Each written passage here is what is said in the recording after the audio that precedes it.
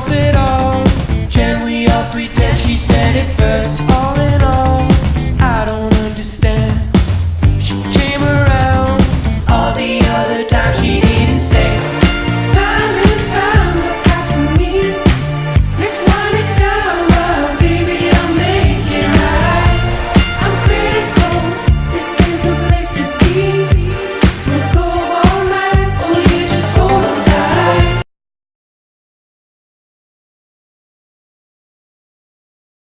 Bien, donc C4 Cactus, qui est une voiture qui est clairement positionnée dans le segment B crossover, hein, qui donc a des attributs de SUV, mais aussi des attributs de berline. Donc c'est une voiture qui est un succès commercial hein, sur les 3 dernières années. Et Citroën a développé en parallèle un C3 Aircross, qui lui est un vrai SUV du segment B, avec tous les gènes propres à ce segment de marché.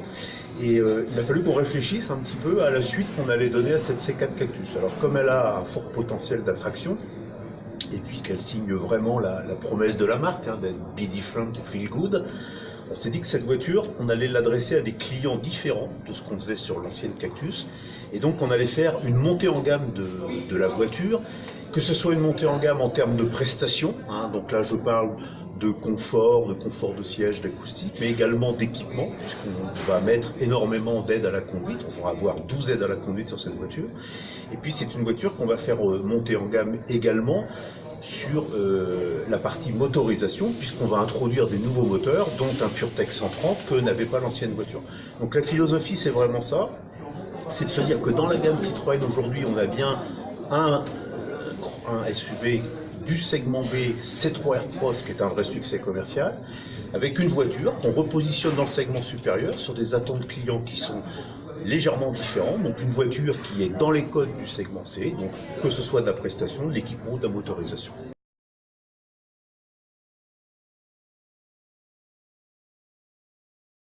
On a eu deux approches. La première, elle est design, c'est-à-dire que c'est une voiture sur laquelle on a des barres de toit qui deviennent optionnelles, donc une voiture qui visuellement fait plus berline, une voiture qu'on a légèrement abaissée, des airbums qu'on a estompés pour les rendre plus discrets, et une voiture qu'on a élargie par le style, que ce soit à l'avant ou à l'arrière, avec un design qui permet de lire une voiture plus basse et plus large.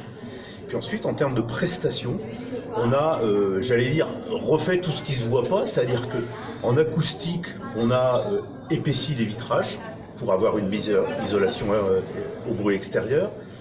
On a refait tout ce qu'on appelle l'isolation tablier, c'est-à-dire l'isolation du bruit du moteur. Donc là, on a tout retravaillé. On a retravaillé le plancher aussi pour des problèmes d'acoustique et de vibration.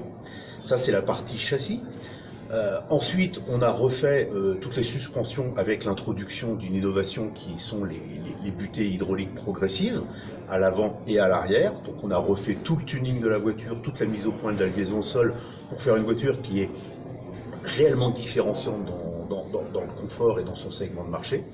Et puis on a refait les sièges, puisqu'on a rajouté une petite mousse d'une quinzaine de millimètres qui va vous donner déjà visuellement l'aspect d'un siège très confortable.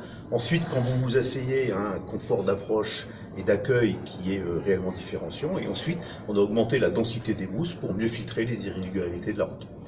Donc ça, c'est vraiment un changement majeur hein, qui permet de positionner la voiture dans son segment. Ensuite, on a mis un gros moteur qui est le PureTech 130. Donc on a refait toute l'adaptation moteur autour de ça. Et puis on a mis beaucoup d'aides à la conduite. Donc on est obligé de refaire toute l'architecture électronique de la voiture pour pouvoir intégrer toutes les aides. Donc le freinage automatique d'urgence, l'alerte au dépassement de voie, la surveillance d'angle mort, etc.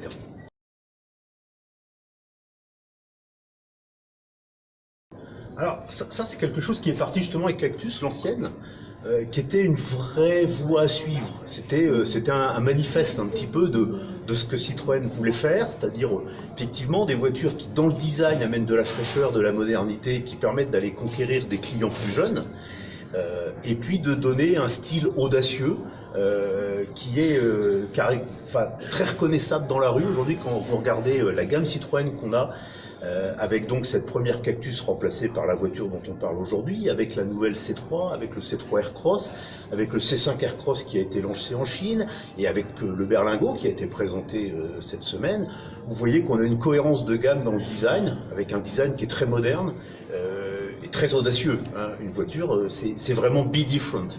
Donc notre slogan, c'est be different mais feel good. Et toutes les voitures aujourd'hui sont dans leur segment de marché des références en confort.